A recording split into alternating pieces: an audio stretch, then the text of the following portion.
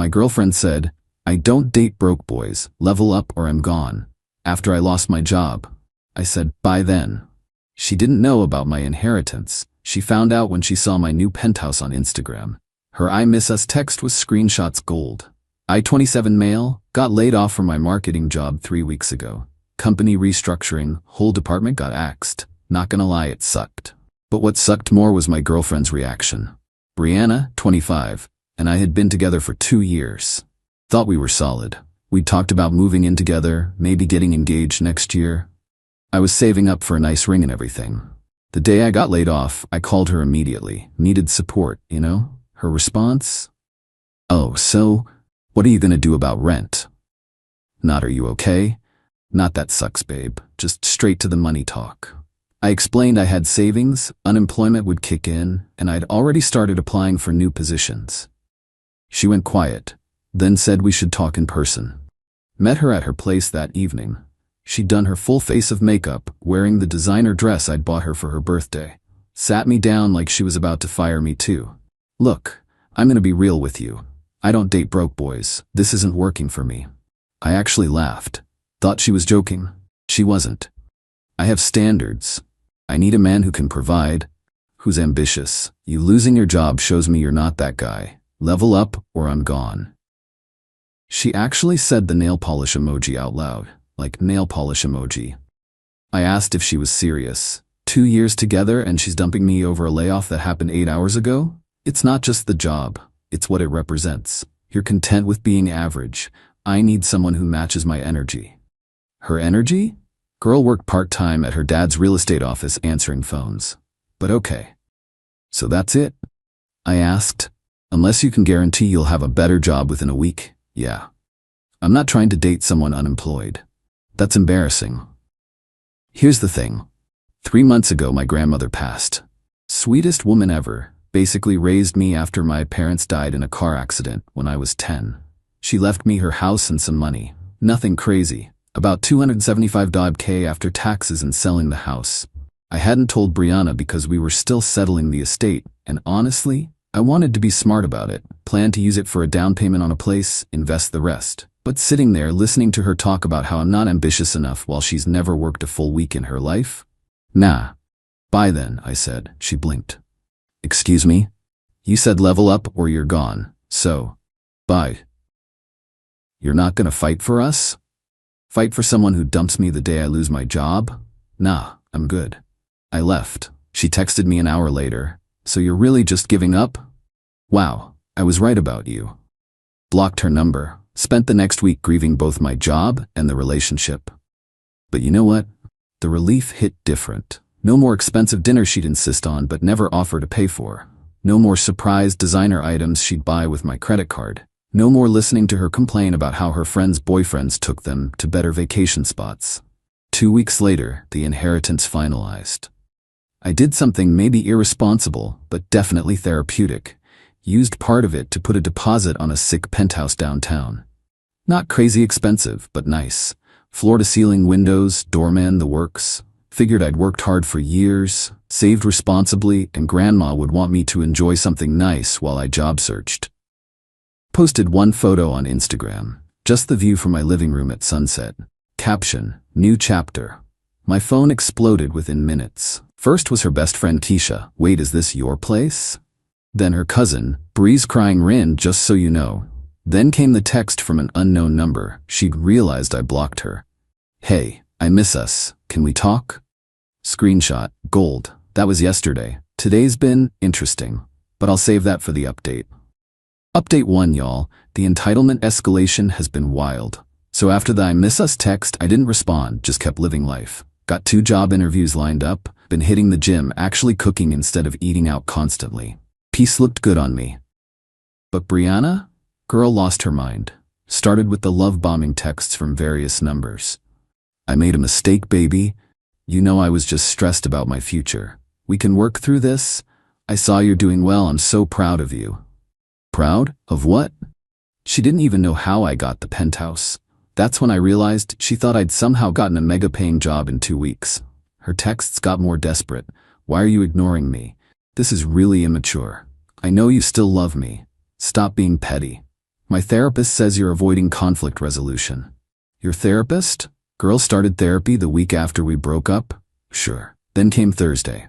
I'm at a coffee shop, laptop out, applying for jobs.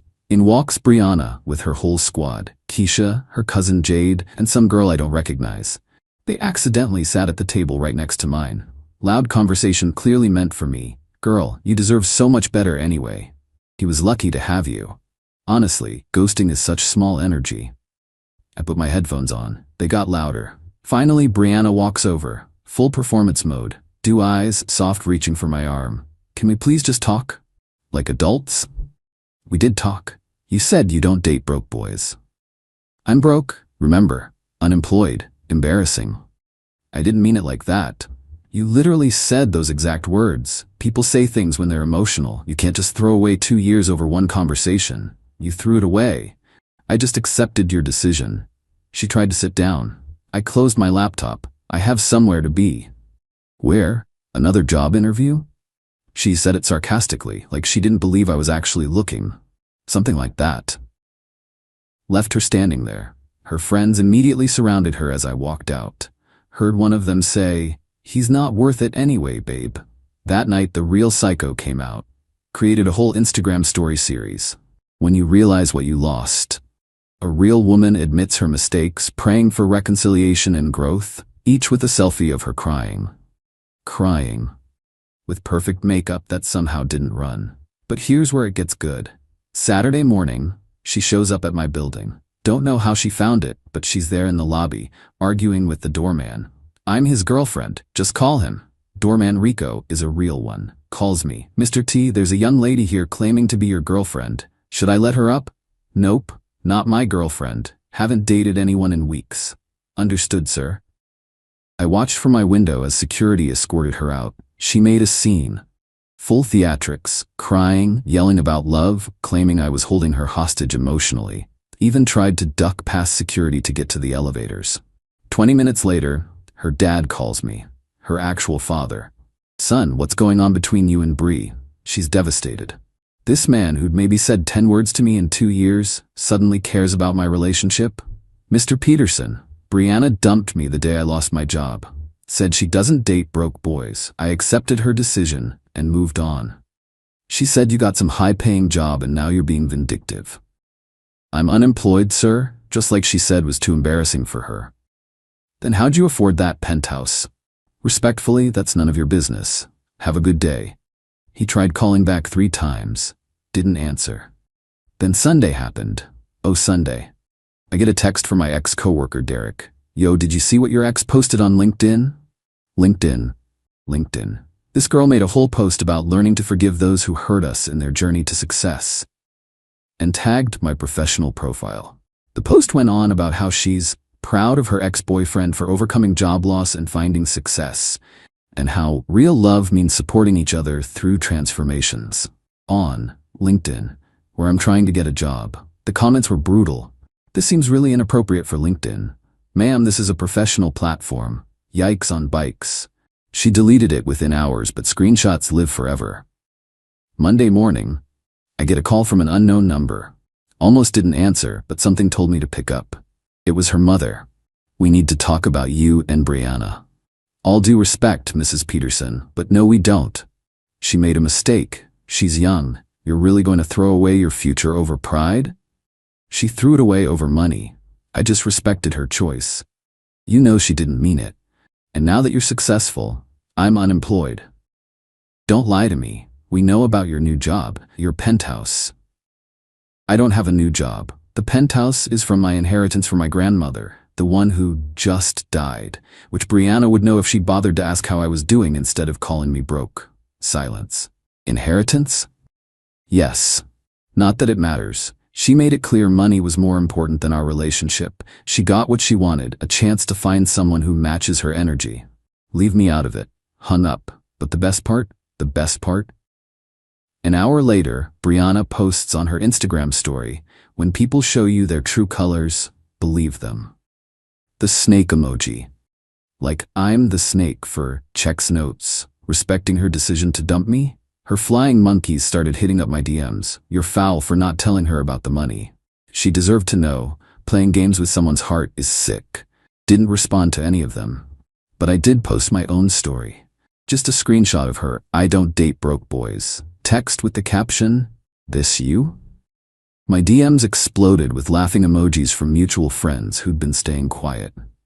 Current situation, she's now telling people I financially manipulated her by hiding my wealth. Like, what wealth?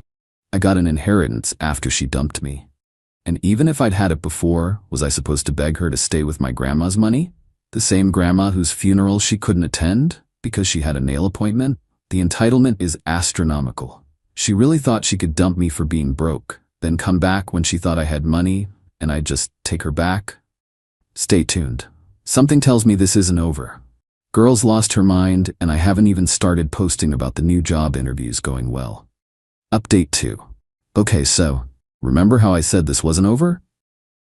Understatement of the century. Let me start with the good news. Got a job offer. Better position than my last one, 20% pay increase, and they actually recruited ME based on my portfolio. Started this Monday, celebrated with takeout from my favorite Thai place and a movie night, living my best single life. Now for the Brianna Chronicles, part whatever this is. After my Instagram story response, she went nuclear. Created a whole TikTok about how I was financially abused by my narcissist ex. I kid you not. Financial abuse, because I didn't tell her about money I didn't have when we were together. The video blew up in the worst way possible. Comments were dragging her. So you dumped him for being broke, but he's the abuser? The math ain't mathing, sis. Imagine telling on yourself like this. She deleted it after 6 hours, but the internet is forever. Someone reposted it with commentary and that went viral. 2.3 million views of her explaining how me hiding assets was manipulation. Girl, what assets? I was eating ramen trying to save for your engagement ring. But here's where she really lost the plot. Wednesday, I get a call from my bank. Someone tried to add themselves as an authorized user on my credit card. Take a wild guess who. Apparently, she still had my SSN from when we talked about getting an apartment together. She really tried to add herself to my accounts. Bank flagged it as fraud, obviously. I had to freeze everything, file a police report, the works. While I'm at the police station, my phone's blowing up. Derek, my boy from my old job, sends me screenshots from Facebook. This lunatic made a GoFundMe. Help me rebuild after financial betrayal. Goal, $50,000. The description was a masterpiece of delusion. Claimed I'd promised her a future, then strategically hid assets to manipulate and discard her. Said she needed therapy, time to heal, and resources to rebuild her life. She raised $73, probably from her mom. But wait, it gets better. Friday afternoon, I'm at my new job in a meeting with my team. Reception calls. There's a delivery for me that requires signature. I'm thinking it's my new work laptop. Nope, process server. I'm being sued. This girl really got a lawyer. She's suing me for 1. Emotional distress, 2. Promissory estoppel, had to Google that one, 3. Unjust enrichment, 4. Defamation. Her claim that I promised to marry her, she made life decisions based on that promise, and my hiding of my inheritance constitutes fraud. She wants $100,000 in damages. I laughed. Actually laughed. The process server looked uncomfortable and left quickly. Called my cousin who's a lawyer. He read through it, called it the legal equivalent of a temper tantrum, and agreed to represent me for family rates. His words, "This is going to be fun to destroy in court." That weekend, she escalated to full psycho. Started showing up places she knew I'd be. My gym at 6 a.m. She'd never been awake before 10 when we dated. The farmer's market I go to on Saturdays. Even my barber shop. Each time with a different performance. At the gym. Crying on the treadmill next to mine about lost love. At the farmer's market, loudly telling vendors how I abandoned her. At the barber, sitting in her car outside, playing our psalm on repeat with windows down. The barber shop was the last straw. My barber, Big Mike, went out and told her to move along before he called the cops. She left, but not before screaming that I was probably in there talking trash about her. Mike's response when he came back in, "You need to get a restraining order before this girl boils a rabbit on your stove, my guy." He wasn't wrong. Monday, filed for a restraining order. Had screenshots, bank fraud attempt, the lawsuit, witness statements from Rico the doorman, Big Mike, and 3 people from my gym who complained about her behavior. Judge granted a temporary order immediately. She'd be served within 24 hours. Tuesday night, she did her grand finale. Posted a 10-part Instagram story. Screenshots of our old texts, selectively edited. Photos of us from when we were happy. A pregnancy test, negative but implying I'd abandoned her while pregnant. Medical bills from her stress-induced hospitalization. The restraining order with, "This is what narcissists do," written over it. Then she went live. Crying, hyperventilating, claiming I was using the system to silence her truth. Said she was starting a support group for women who'd been financially manipulated by men. Her own friends started calling her out in the comments. "Bree, this is too much. Girl, log off. This ain't it." Even Tisha, her ride or die, commented, "Call me. We need to talk." The live ended when someone, probably her dad, physically took her phone. Could hear him in the background. "Brianna, enough. You're embarrassing yourself in this family." Next day, her lawyer withdrew from her case. Apparently, even he realized she was unhinged.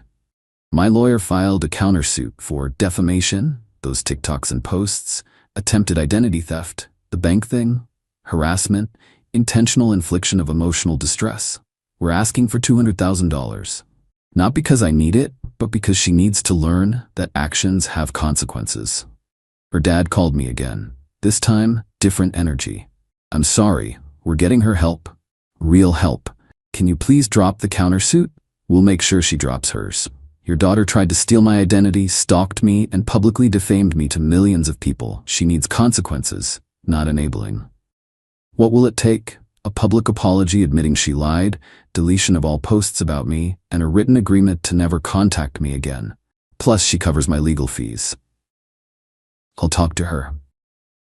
That was yesterday. Today, I woke up to notifications that all her social media accounts have been deactivated. Mutual friends are telling me her parents checked her into some kind of facility for exhaustion. Part of me feels bad. Mental health is serious. But then I remember her laughing while calling me a broke boy and trying to steal my credit card info. And the sympathy fades. Got my first paycheck from the new job today. Took myself to a nice dinner. Alone, peaceful. No one asking why I didn't get the more expensive steak or hinting about designer bags. Grandma always told me, when someone shows you who they are, believe them the first time. Should have listened sooner. But hey, better late than never. We'll update after court. If she doesn't take the deal, this is gonna get interesting. Final update. Alright, this is gonna be my last update because this chapter of my life is officially closed. Remember that deal I offered through her dad? She didn't take it. Of course she didn't. Instead, she checked herself out of the facility after 72 hours and hired a new lawyer. Some ambulance chaser who probably saw dollar signs when she mentioned inheritance. 2 weeks before court, she pulled her final power move. Ready for this? She started a podcast called Gold Digger, I Hardly Know Her, about surviving financial abuse in modern dating. The first episode? All about me. Full government name and everything. Episode title, How My Ex Hid $500K to Test If I Was a Gold Digger. First of all, $500K? The inheritance was $275K and I used a chunk for the penthouse deposit, but accuracy wasn't her strong suit. She went on and on about how I orchestrated losing my job to test her love and had been planning this manipulation for months. According to her, my grandmother didn't even die. I just made that up for sympathy. The disrespect to my dead grandmother. My lawyer was salivating. We added another defamation claim and filed an emergency injunction to get the podcast taken down. Judge granted it in 24 hours. But she'd already recorded 3 more episodes with guests, other women sharing their financial abuse stories. One girl's story? Her ex asked her to pay for her own birthday dinner. That was it. That was the abuse. Court day arrives. I'm in my new job's best business casual. She shows up in a full designer suit I know she can't afford, complete with a film crew.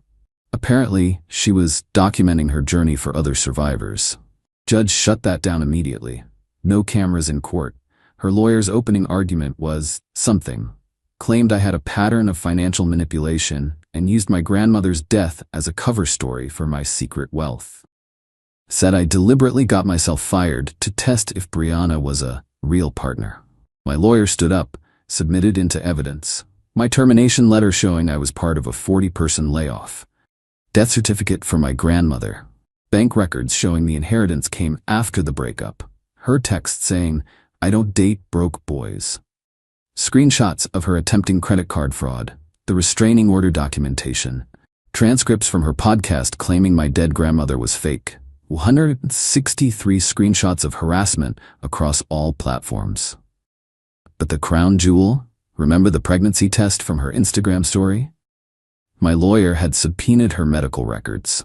Not only was she never pregnant, she'd bought the pregnancy test photo from a stock image site, had the receipt and everything. Her lawyer tried to object, but the judge allowed it since she'd made it public on social media.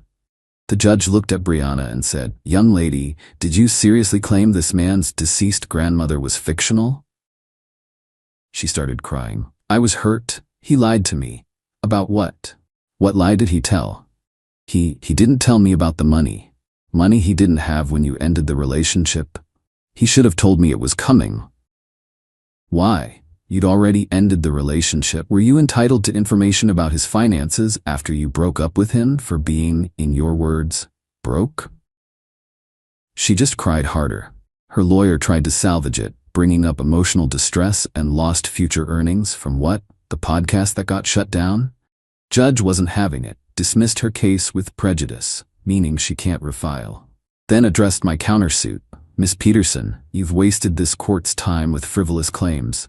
You've defamed this man across multiple platforms, attempted identity theft, and shown a pattern of harassment that's frankly disturbing. Judgment in my favor: $50,000 in damages, $15,000 in legal fees, and a permanent restraining order. She has to stay 500 feet away from me, my home, and workplace. Any violation is immediate jail time." Her dad tried to approach me outside court. My lawyer stepped between us. "The check can be sent to my office," he said. "Any contact outside of settling this judgment constitutes violation of the restraining order." Her dad just nodded and walked away. Looked defeated. But here's the real karma. That podcast episode she posted, even though it got taken down, someone had already downloaded it. They sent it to her employer. Remember, she worked at her dad's real estate office. Her dad's business partners heard her claiming she was being financially abused while working part-time at daddy's company and driving a car he paid for. They voted her out. Her own dad had to fire her to save the business partnerships. Last I heard through the grapevine, she moved back in with her parents. Her apartment was daddy-funded too. She's selling her designer bags on Depop to pay the judgment. Her Instagram is still deactivated. Tisha and most of her friend group cut her off after the fake pregnancy thing. She's working at a cell phone store in the mall. Meanwhile, I'm thriving. Love my new job. Paid off the rest of the penthouse with savings and the judgment money. Started dating a girl from my building. She's a surgeon who actually insisted on paying for our first date. Invested the remainder of grandma's inheritance in index funds. Got a promotion already because I landed a huge client. Plot twist. The client? A women's financial literacy nonprofit that saw the viral TikTok about her calling me broke. They wanted to work with someone who understood the importance of financial independence regardless of relationship status. The contract's worth $3 million to my company over 2 years. So technically, Brianna calling me broke led to me making more money than I ever have. Funny how life works. Few weeks ago, I got one last flying monkey in my DMs. Some girl saying Brianna's really struggling and learned her lesson, and maybe I could show grace and drop the judgment. I responded with a screenshot of the invoice for my grandmother's funeral. The one Brianna couldn't attend because of her nail appointment. Blocked. To anyone dealing with someone who only loves you for your wallet. Run. When someone shows you money matters more than your well-being, your job loss matters more than your mental health, your bank account matters more than your heart, believe them. And to Brianna, if you're reading this from your stock image pregnancy test having, fake podcast starting, grandmother denying ass, I'm glad you showed me who you were. You saved me from wasting a ring on someone who would have bounced the second life got hard. My grandma used to say, money doesn't change people, it reveals them. She was right. And what it revealed about Brianna?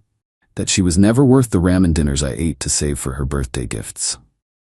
I'm done with this chapter. Time to live my best life in my penthouse, with my promotion, dating someone who pays their own way, and doesn't call me dusty, broke, or whatever new TikTok term is trending. Peace out, Reddit. The broke boy is signing off from his penthouse.